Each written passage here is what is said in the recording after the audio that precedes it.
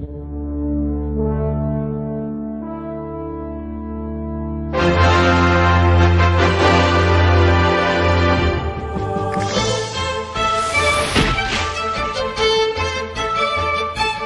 every country in the world, cola dominates. We feel that we have to plant our flag everywhere, even before the Christians arrive.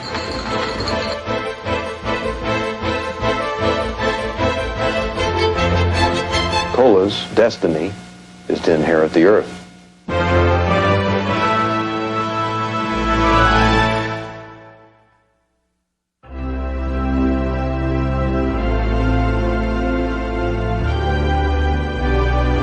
There is a company that is home to a sacred formula, a secret so closely guarded it is locked away in a dark vault.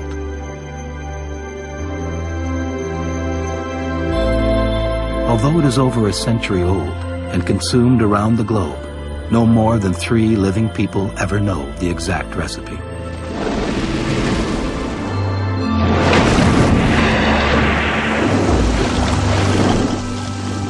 It is the formula for Coca Cola, a brand consumed more than 900 million times every day.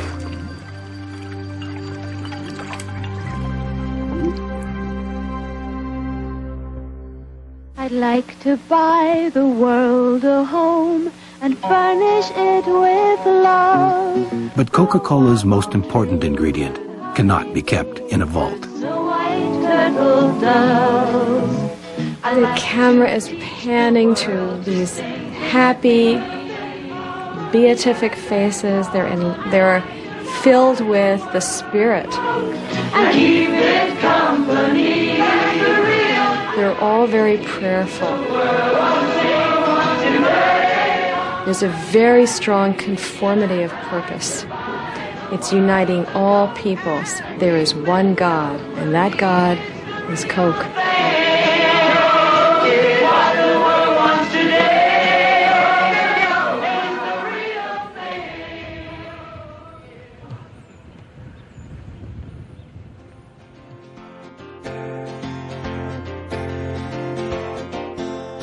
All night, all day, angels watching over me, my Lord. All night, all day, angels watching over me. All night. Now 15,000, now 1,500, now $1,000 bill, now 1,500,000, now 1,500, now $1,000 bill here, now 1,500, come on, 1,500, now 15, now 2,000. Yeah, 5, 15 out 5, 15 out 5. Know what you're looking at. Coca-Cola is your friend, and wherever you go, you always want a friend, and you feel like you know Coca-Cola regardless of where you go. Coca-Cola is there. It's like coming home to mother. I'm going to 15, 17, 50 then. I'm going to 15, now 17 and a half. I'm going to 15, now 17 and a half. Come on, 17 and a half. The first one that I ever drunk on the street, I thought I was going to die because I sneezed through my nose. And it just like to blowed my head off. Well, these are the Coca-Cola sunglasses, which is very comfortable. This is the first time I ever had them on because they're a collector's piece. I don't know. Here's a 1929 Coca-Cola soda tray. And did you notice how they use ladies on all their serving trays? I believe that's what sold Coca-Cola a lot was, they'll probably get held for this, the exploit of women. They're not too slutty looking, that's for sure. They all have a very definite elegance. Ice cold Cokes, $2. Ice cold. It's my last one. Coke. It's your Coke. Ice cold Cokes, $2. Devotion to a product that is 99% sweetened water has little to do with taste and everything to do with image.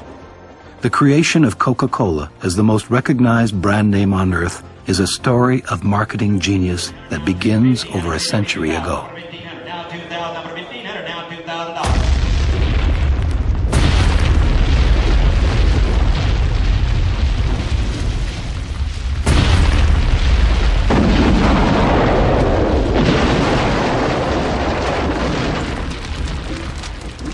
In the heat and dust of Civil War ruin, the South rebuilds. America is changing from a land of farmers to an urbanized society. and the rapid pace of life brings a host of new afflictions. Southerners become hooked on painkillers for their wounds and tonics for their nerves. They are the perfect prey for a new army of medicine men selling patent elixirs.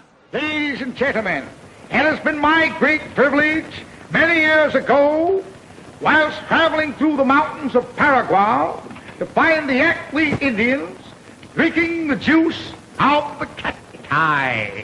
I have here tonight a few bottles, which I am selling for $1.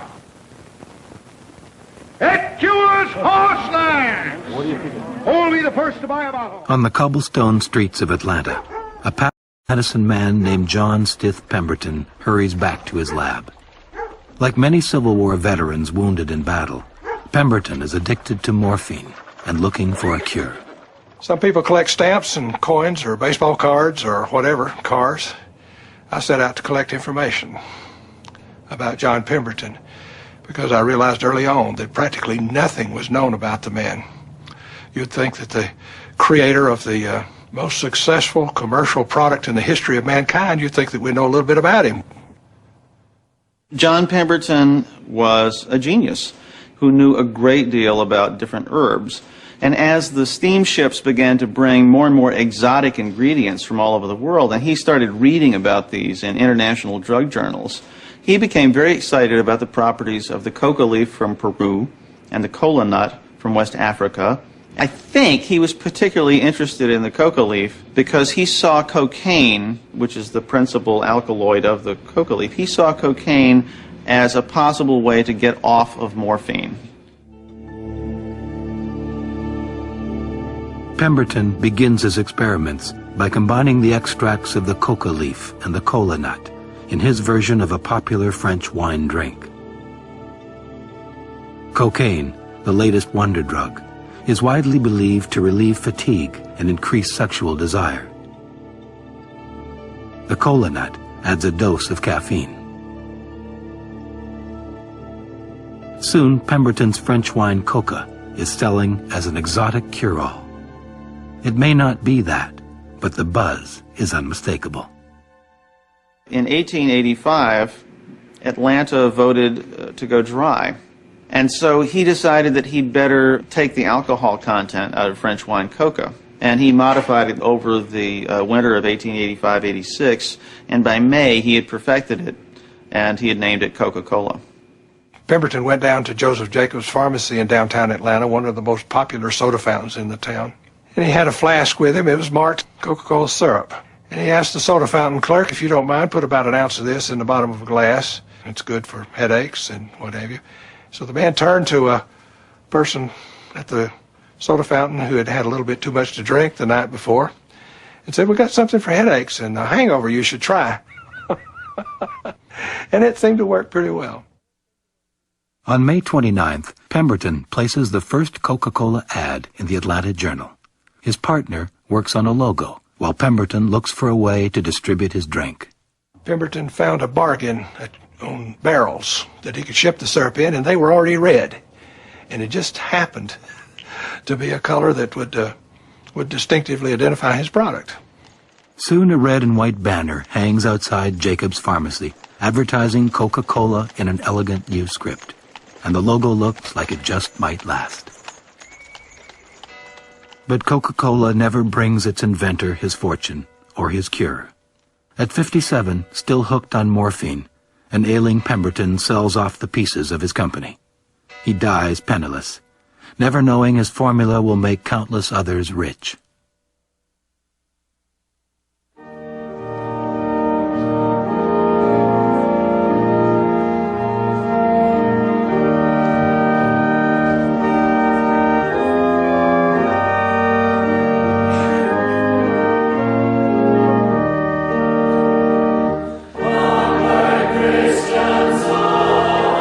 In 1888, a pharmacist and devout Methodist picks up the pieces of John Pemberton's failed dream. He is one of a new breed of Southern businessmen who believe in making money as a form of worship.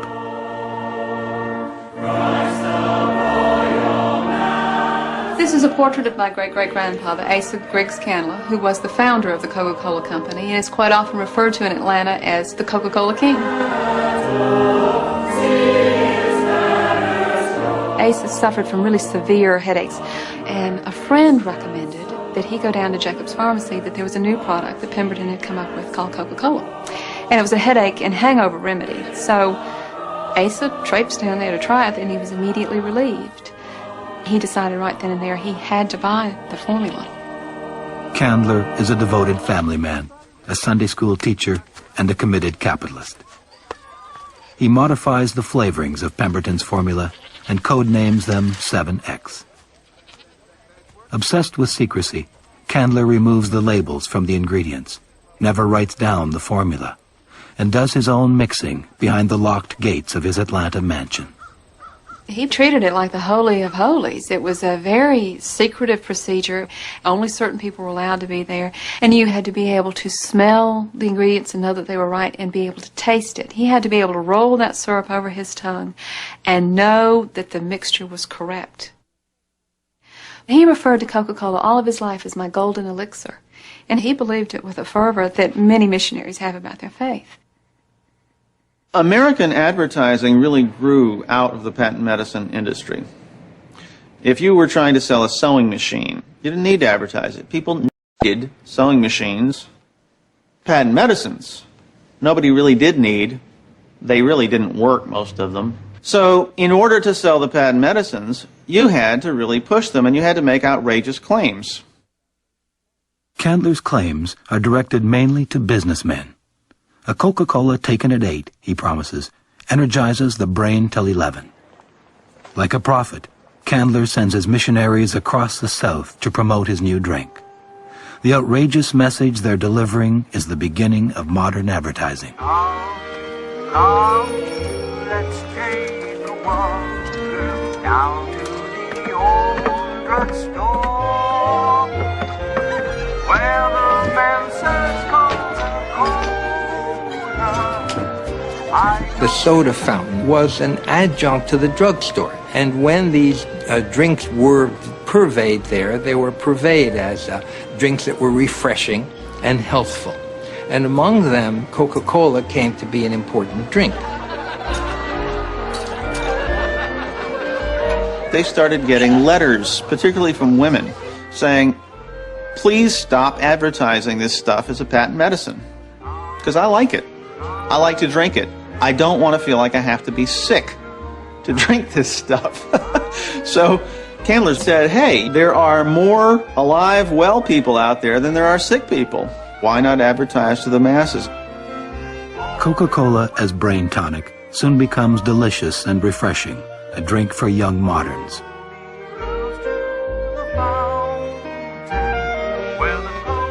Next, Candler turns his attention to women, who are an increasingly important market. But the seductive and wholesome Coca-Cola girl is also meant to attract thirsty men. For the first time, Candler is selling an image, not just a drink. And he puts that image everywhere. They had Japanese fans that said Coca-Cola. They had calendars, they had watches.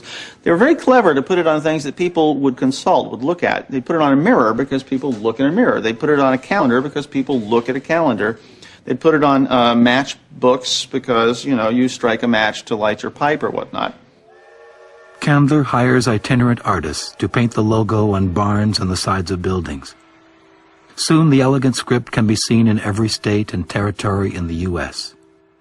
On the eve of the 20th century, Candler is selling 36 million Coca-Colas a year and spending an unheard of 20% of his revenues on advertising.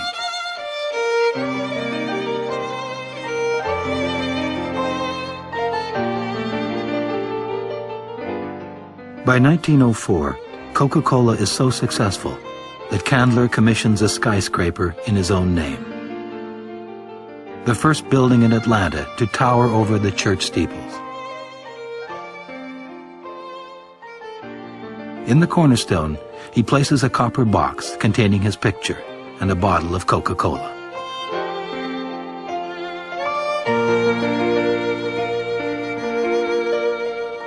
The word Coca-Cola was almost magic. In the early days, if you hung a canvas sign out, you were an immediate business success because everybody was enamored with the drink and they all wanted to try it. And if your corner grocery store sold it, then immediately people would go there. And so some other drinks came out. These are what we refer to gently as imitators. This is Coca-Nola, and this is Coke, C-O-K-E, and this one, an imitator, this is Pepsi-Cola.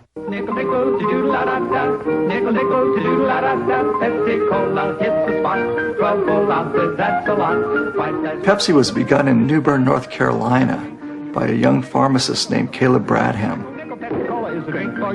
He used to always experiment with these different tonics and formulas and came across one drink that became very popular to the locals, and it was nicknamed by the locals Brad's drink. Like Coca-Cola, Brad's drink starts as a southern tonic.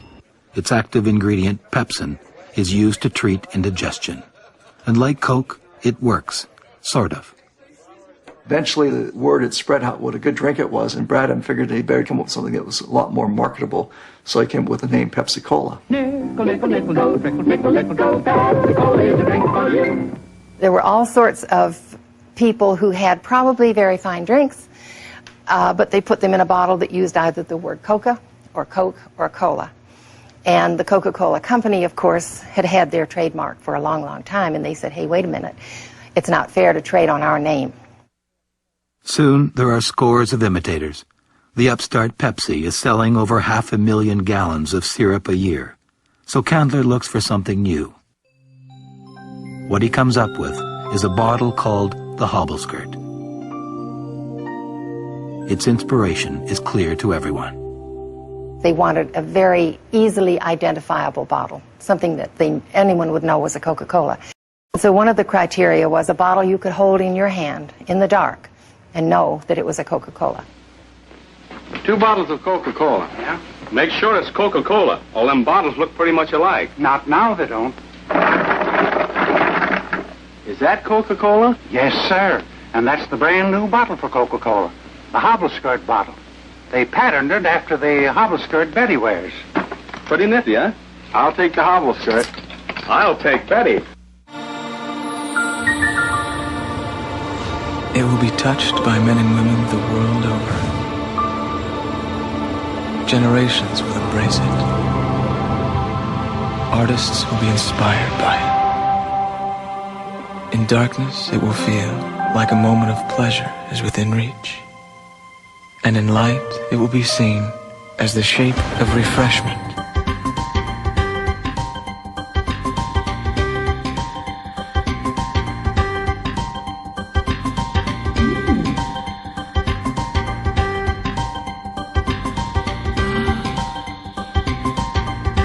It's ironic that Coca-Cola had taken all of the cocaine out by 1903, and yet people continued to think that it had drugs in it. It was called dope all throughout the South, or a shot in the arm, or a morning's morning, or another brick in the Candler building.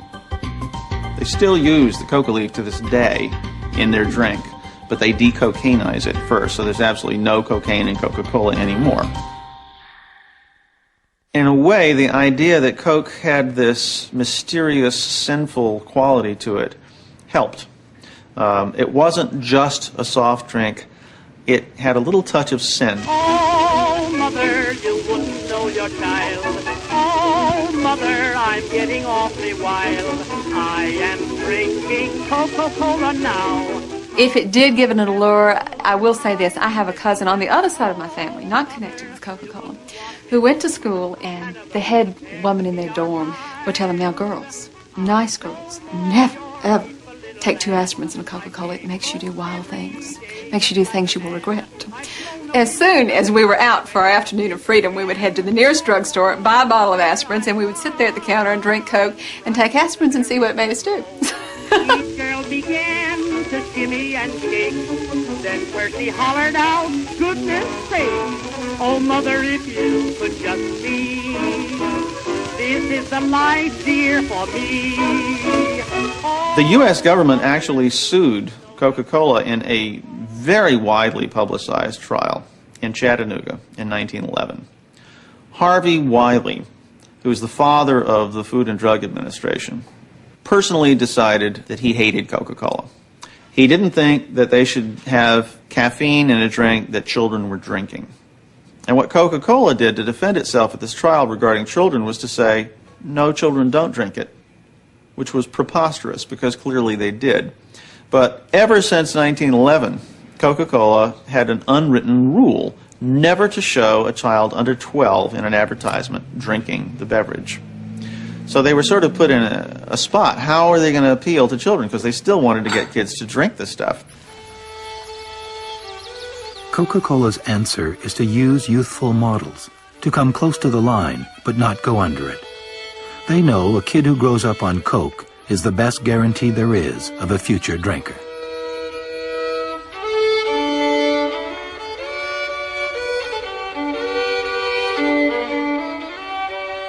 But Coke's message also appeals to nostalgia for a simpler life. Kids 12 and over, and fishing ponds, rendered by America's best artists like Norman Rockwell. For 2 decades, ads linking Coke to life's special moments barely change.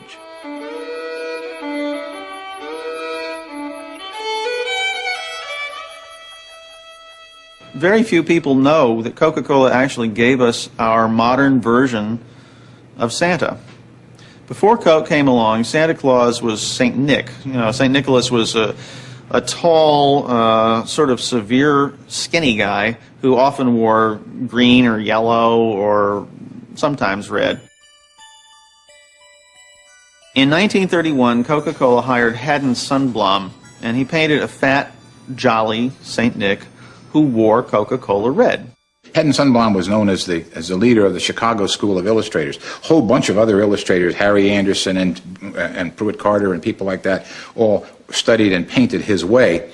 But Haddon, he had the Irish virus himself. You know, he liked to tipple, as they say, and they were afraid maybe he'd croak, so they had him do like 5 years of Santa Clauses into the future.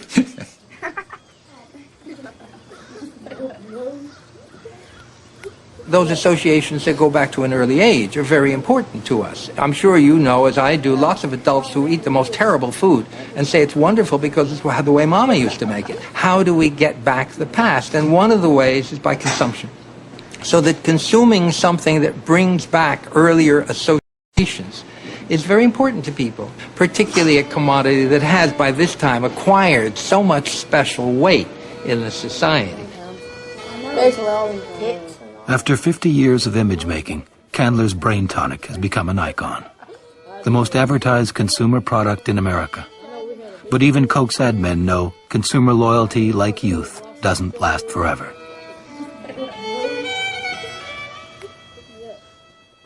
Long before a campaign is started, there is basic marketing thinking. There is, what is our problem? Research it. Let's find out where are the weaknesses. What are people saying about us? You know, they would go out and they would find out what are people saying about the product Coca-Cola. What are people saying about the communications that Coca-Cola is giving? Mostly people had nice thoughts about it. Through the years. Great credit all the way back to the Candlers, for crying out loud, who had Norman Rockwell and N.C. Wyeth and people like that doing their ads. Birds and bees and all the flowers and trees. In Candler's era, Coca-Cola's image comes from print ads.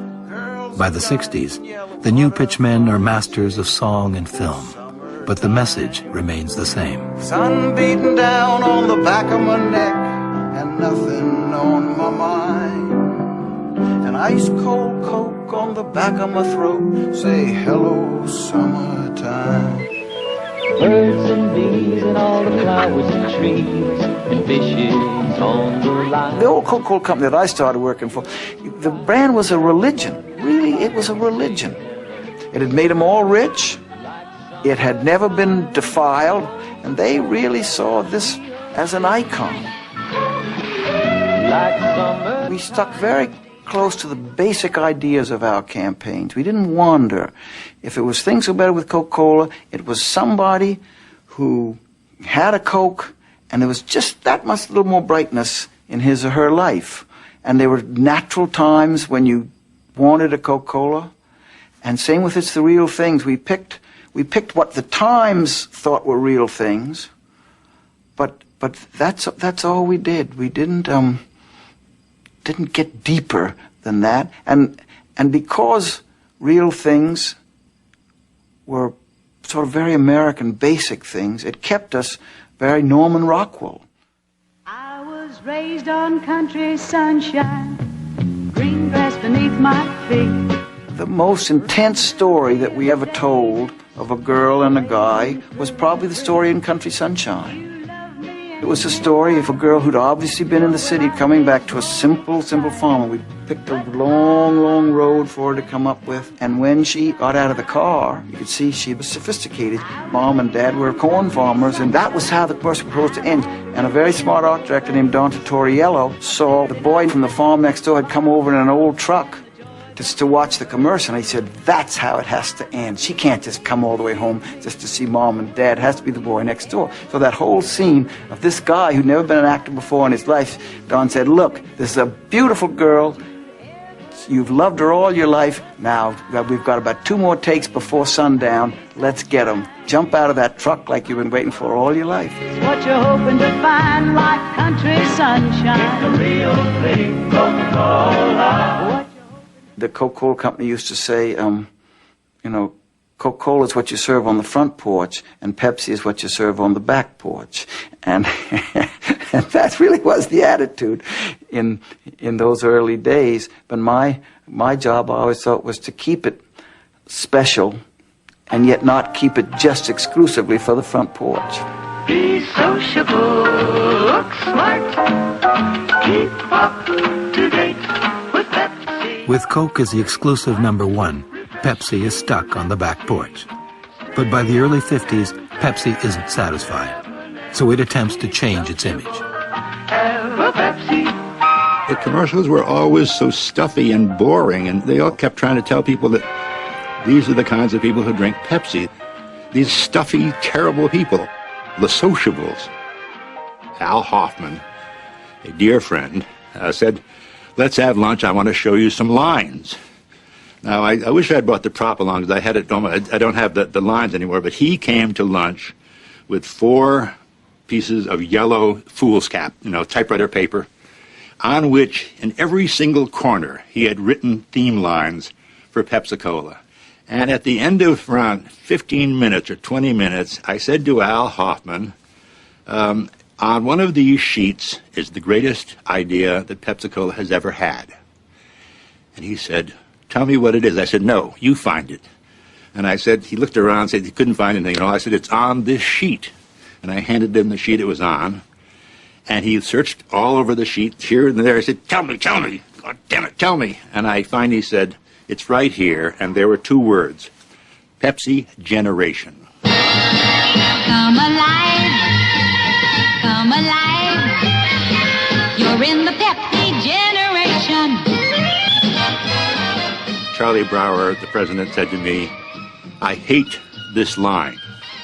I hate the word generation. Why can't you say the Pepsi group, or the Pepsi gang, or the Pepsi crowd? I said, because generation is big. That's big league. We're staking a claim to all of the youth of America. There's a whole new way of living. Pepsi. Until now, Pepsi's been just another cola. But in the early 60s, all that changes. Pepsi's ad men get hip. Kids become the target, and the battle of image begins. It's the Pepsi generation coming at you, going strong. Put yourself behind the Pepsi. If you're living, you belong. One of the big thoughts in there is the notion of a soft drink as a badge, as something as something saying who you are and what social groups you aspire to and hang with. And I think that was the big leap in that advertising, and I think it took it out of the sort of the another product category and put it into the icon category. Coke has been the big all-American brand, and Pepsi was always a street brand. It's more like the brand to the left, more of a renegade brand, more of a down and dirty brand. You're a whole new generation, you're dancing through the day. By the early 80s, Pepsi's market share has grown to 20%. Then Pepsi launches the biggest celebrity ad ever made, and the Cola Wars explode. It's up to you, hey, you're the Pepsi generation. Girls are down. It just looked real. And it made Pepsi, I think, the real icon, the real thing. Even though it's Coke's line. It made it realer. It made it the realer thing. It made you think, you know, even if you were 40, maybe I'd be liking that brand, you know? Maybe I would be liking that brand. You know, it happened right here 20 years ago. Right here, Mom? Mm-hmm. Coca-Cola's response is a middle-aged version of its most successful ad ever. I'd like to buy the world a home and furnish it with love. Grow apple trees and honey bees. Nostalgia may not be as cool as Michael Jackson, but it sells. Can't have the world, can't have it. The feeling you get from a Coca-Cola classic. Can't beat the feeling. By the end of the 80s, Coke is still the real thing. But Pepsi's the cutting-edge drink and gaining fast. The kill ratio on Pepsi ideas is about, you know, like 100 to 1. So, like, you know, there are guys, junior guys, who just, like, convinced they're never going to sell a Pepsi spot because, you know, they've walked in with 50 ideas and it's like skeet shooting. 1.7 years at weddings. 1.5 hours at the opera. Do you think those are the ones I've chosen for now? A little tough. It's a little tough. Young Beetle. Which leaves 5.1 months for pure, unadulterated, mindless.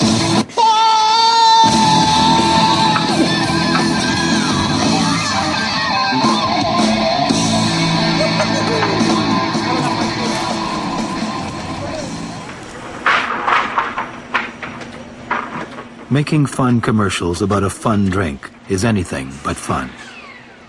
The cost is enormous, the stakes astronomical.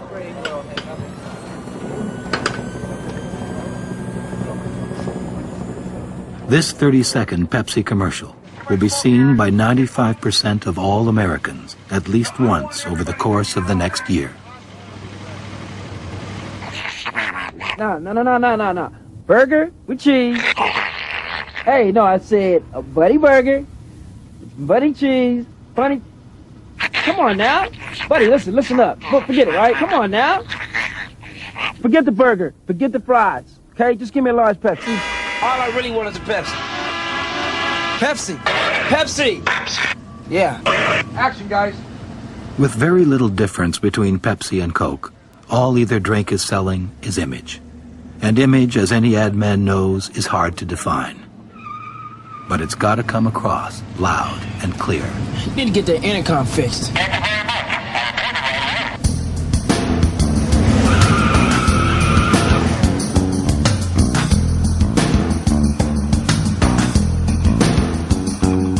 The Cola Wars, which Pepsi embraces and Coke claims not to exist, cost billions a year in advertising and reach into every corner of American life. In the South Bronx, Coca-Cola hires a group of local artists to claim one small piece of the battlefield. We met with the ad agency who was handling the account at the time. So I said there's an art contest with high school students, and what happens is each year they choose 3 winners, and part of the incentive of the contest is that they get their work showcased in different locations throughout the city. This wall right here itself was like really empty. So now you have like Coca-Cola walls here. You have kids in the community also painting. Instead of doing vandalism on walls now they go into stores owners and do like, similar work what we're doing. A regular sign painter can't go into the ghettos of New York City and do these murals. And, they'll last because they won't last. We can go out there and we can actually spray paint these walls because we're using spray paint, something that the kids identify with. Their Picassos are the guys with the spray cans. Coca-Cola has always employed the best artists to sell its image, from Norman Rockwell to Picasso's with spray cans. But by the 90s, what was once the intuitive realm of artists has grown into a sophisticated science of persuasion. What we're going to be doing tonight is gathering your public opinion. This is ASI Market Research, and we are an independent research organization. We're hired by other companies to go out and gather public opinions on a variety of different things. Here you go. Thanks, darling. Here's cold. Woo! What can I get you? Blueberry pie and Pepsi. Got it. Good song. Great song. Market researchers measure our emotions moment by moment. Working late on the holidays. Yeah, it's hard on the kids. Nice build here.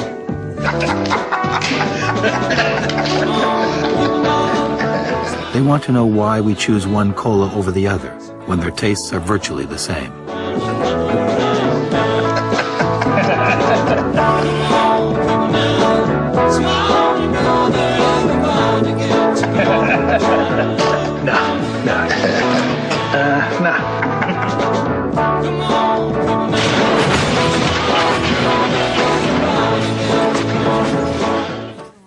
Something that I came to recognize in my work with patients, as they would talk about what their troubles were, about their lives, occasionally they would refer to something they'd seen in a commercial, and I didn't really pay much attention to it until I had work with, I just call her Amy, that's not her real name, and she referenced that she wasn't part of the Pepsi generation at one point.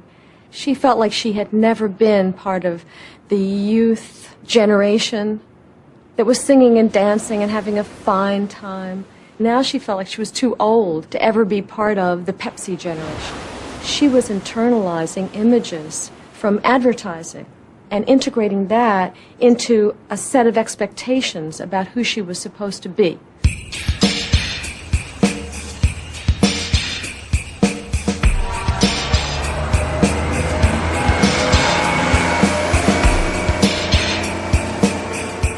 In Times Square, we're bombarded with million-dollar images telling us who we're supposed to be.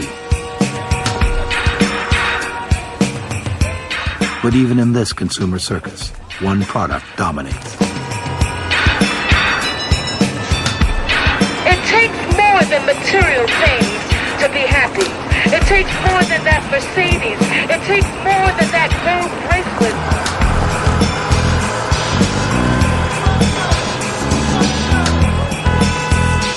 Coca-Cola has been promising us happiness ever since Asa Candler first packaged image in a bottle.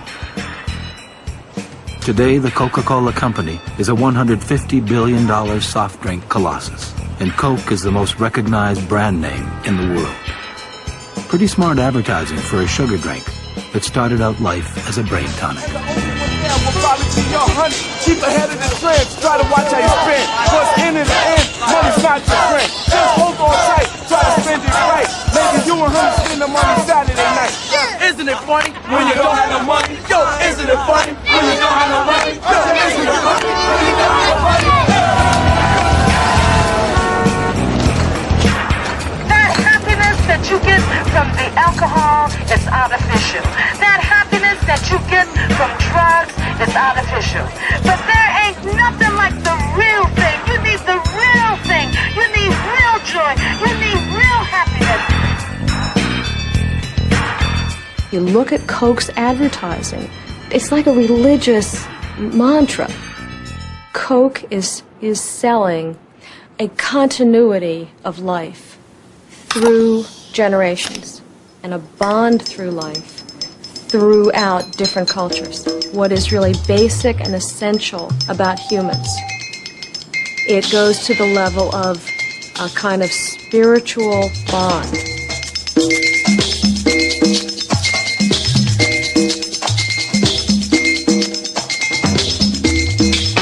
There's all that harmony in distinction to how someone is actually feeling.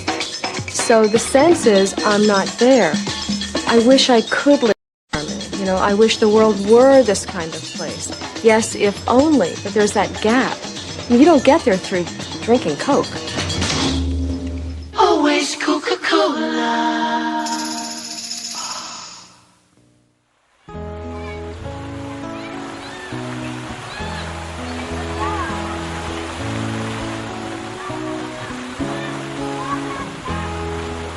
I'd like to talk a little bit here about the Coca-Cola Museum in Atlanta, Georgia, because I find it such an interesting American institution. It's visited by a very large number of people, and when you go in and pay your money, you're taken to the top floor. And then the only way to get out is by walking down the stairs. So there's no way not to get the Coke message.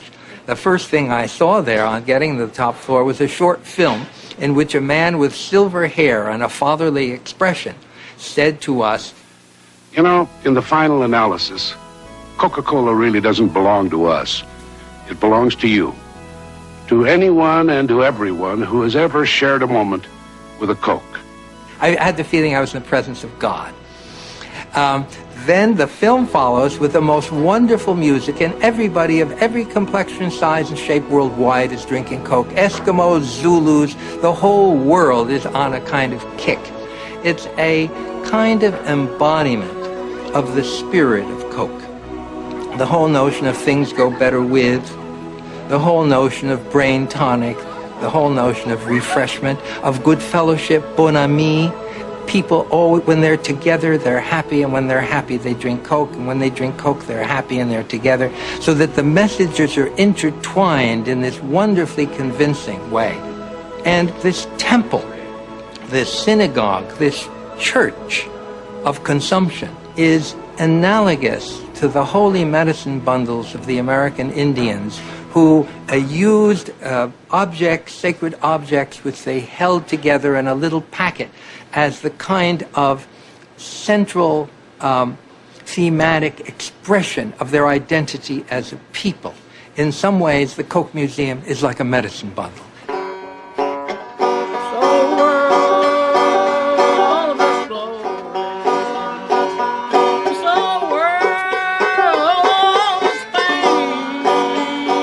In Candler's time, sales meetings are closed with onward Christian soldiers. Then the missionaries hit the road.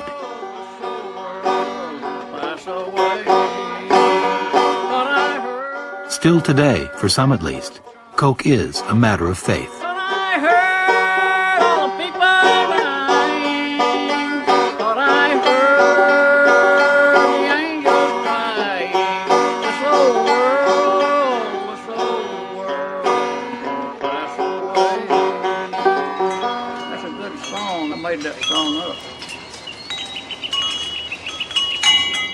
As a symbol for his religion, Christ chose the wheat seed.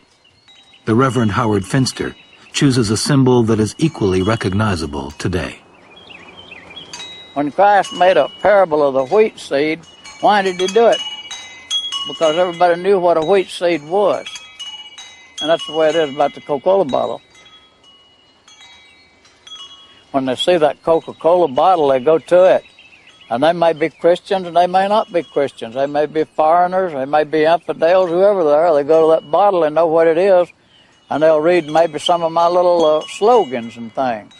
I have a slogan where it says, "Past time never returns, and future time is only a hope, and the present time is all you got." And I'm getting thousands of quotations out that people's never heard, in order to influence them to the saving of their soul. Cap up there at there's heaven as high as you can go, and the bottom says down there that's as low as you can go. So between as low as you can go and high as you can go, Coca-Cola comes right in there from the time you're born, and it's with you when you die.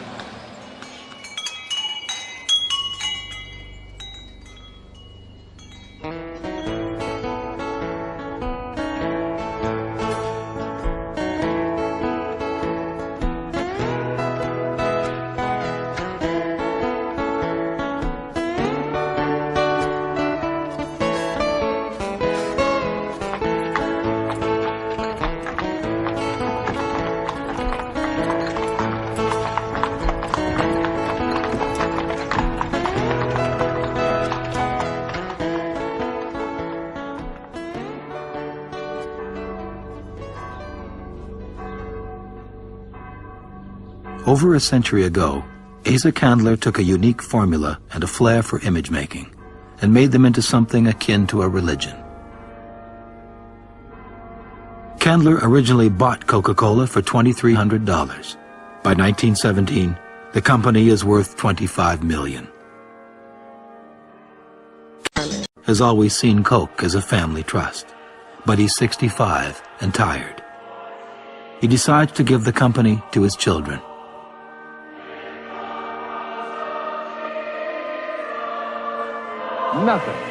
Nothing else gives you the bracing sparkle and the bright little lift that's so delightfully yours in ice-cold Coca-Cola. Coke has a distinctive flavor all its own that no one has ever succeeded in matching.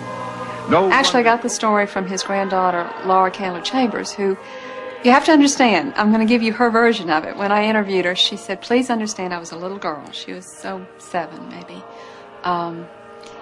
They would have Christmas every year, of course, at her grandfather's. There would be the big gift exchange. He started handing out these envelopes, and my parents got an envelope, and all my aunts and uncles got an envelope. And what worried Aunt Laura was she was afraid she was going to get an envelope, and what she really wanted was a present to unwrap, hopefully a doll to play with, which she ended up getting. But in those envelopes were the shares of the Coca-Cola Company. After he had given his children the majority of the stock, they sold the company without telling their father, and it damn near killed him. He just hated it. Not only that, they had sold it to a syndicate of bankers headed by Ernest Woodruff. And Asa Candler hated Ernest Woodruff, as did almost everybody in Atlanta. He was known as a very powerful, very stingy businessman. He was, of course, really hurt. He had given this to them thinking, well, it's a cash cow. The money will always roll in. It's a wonderful product, and if you just manage it right, it will be fine. However, they couldn't manage it because they couldn't get along. At Christmas time in 1924, Candler finds himself alone at the Biltmore Hotel in New York City. He writes to his son, "I never go out. I am terribly lonely. Once I was counted as one of the movers and shakers of Atlanta, and my children looked up to me. Now, I'm a nobody."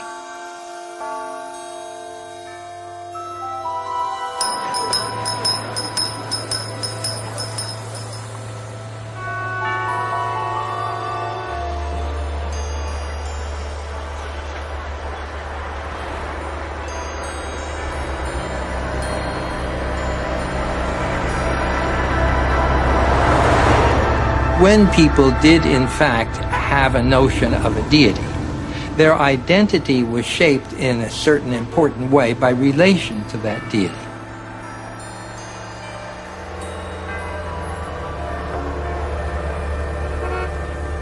To the extent that that feeling has been replaced by the notion that you can build yourself over into what you want to be by consuming, to that extent, consumption has replaced an older ideology.